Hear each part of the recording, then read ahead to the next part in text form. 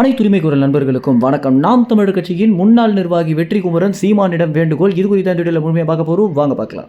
நாம் தமிழர் கட்சியிலிருந்து நீக்கப்பட்ட நிர்வாகிகள்ல ரொம்ப முக்கியமான ஒரு நிர்வாகியாக இருந்தவர் தான் பார்த்தீங்கன்னா வெற்றிக்குமரன். நாம் தமிழர் கட்சியில சீமானுக்கு அடுத்தபடியாக நிர்வாகிகளிடமும் சரி, தமிழ்நாட்டு மக்களிடத்திலும் சரி, ஒரு மிகுந்த நற்பெயரை வெற்றிக்குமரன் சம்பாரிச்சு வச்சிருந்தார். இதற்கு முதல் முக்கிய காரணமே அவருடைய பகுதிகளில் ஆட்சியில் இருக்கக்கூடிய அதிகாரிகளை விட வெற்றிக்குமரன் செய்த நிறைய காரியங்கள் பார்த்தீங்கன்னா அந்த மக்களை வெகுவாக ஈர்த்து நாம் தமிழர் கட்சியுடைய பக்கம் அவங்களுடைய ஆதரவை கொடுக்க வச்சிருந்துச்சு. இந்த மாதிரி மிக முக்கியமான வேலைகளை வெற்றிக்குமரன் பண்ணிய ஒரு காரணத்தினாலேயே நாம் தமிழர் கட்சியில ஒரு முக்கியமான நிர்வாகியாகவும் பார்க்கப்பட்டாரு.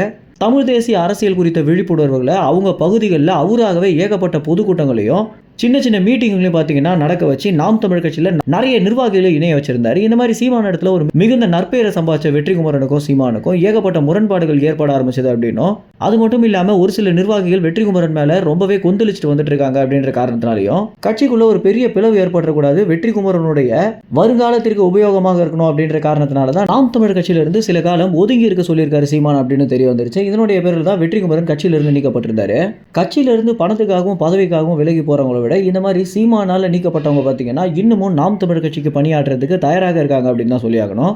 இந்த ஒரு விஷயத்தை தான் வெற்றிக்குமரன் பார்த்தீங்கன்னா தற்போது வேண்டுகோளாகவே சீமான இடத்துல கேட்டிருக்காரு.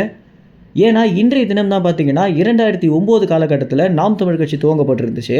கட்சி ஆரம்பித்த இதே நாளில் சீமான் இடத்துல நான் வேண்டுகோளாக வைக்கிற ஒரு விஷயம் என்ன அப்படின்னா, கட்சிக்குள்ள ஏகப்பட்ட பிளவுகள் நடந்துட்டு இருக்கு. இந்த ஒரு தருணத்தில் நாம் தமிழ் கட்சியை இணைக்கிறதுக்கு, மீண்டும் கட்சியில் இணைகிறதுக்கு நான் தயாராக இருக்கேன் அப்படின்றத வெற்றிக்குமரன் பார்த்தீங்கன்னா தற்போது ட்விட்டரில் வீடியோவாக வெளியிட்டிருக்காரு. இது மட்டும் இல்லாமல் நாம் தமிழ் கட்சியில் இன்றைய தினம் ரொம்ப அதிகமாக பேசப்படுற ஒரு விஷயம் என்ன அப்படின்னா காளியம்மாளுடைய சர்ச்சை அப்படின்னு தான் சொல்லி ஆகணும். சீமான் காளியம்மாளை குறித்து ஒரு சில விஷயங்களை பகிர்ந்திருக்காரு அப்படின்னும், இந்த ஒரு ஆடியோ சீமானுக்கே தெரியாமல் ரெக்கார்ட் பண்ணியிருக்காங்க அப்படின்னும் பல விஷயங்கள் வந்துட்டு இருக்கு. இதை அடுத்த வீடியோவில் நம்ம பார்க்கலாம். இந்த ஒரு தகவல் குறித்து என்ன நினைக்கிறீங்க அப்படின்ற உங்கள் கருத்துக்களை கமெண்ட்ஸில் தெரிவிங்க. நன்றி, வணக்கம்.